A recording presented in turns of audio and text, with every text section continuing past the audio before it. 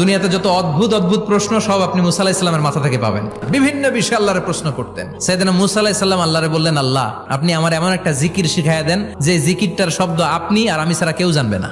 দিনে রাতে সব সময় এই জিকির আমি করব, আপনারে ডাকবো, কিন্তু শর্ত হলো এই জিকিরটা জানবে শুধু আপনি আর জানবো শুধু আমি। আল্লাহ বললেন, মুসা পড়ো লা ইলাহা ইল্লাল্লাহ।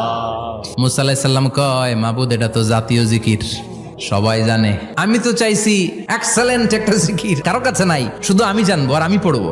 আল্লাহ বললেন, মুসা এই লা ইলাহাকে যদি এক পাল্লায় রেখে দাও, তাম বিশ্ব, 7 আকাশ 7 জমিনটারে তুলে যদি তুমি আরেক পাল্লায় রেখে দাও, লা রাজাহাত কাফাতু লা ইলাহা ইল্লাল্লাহ, মুহূর্তের মধ্যে লা ইলাহার পাল্লা ভারী হয়ে যাবে।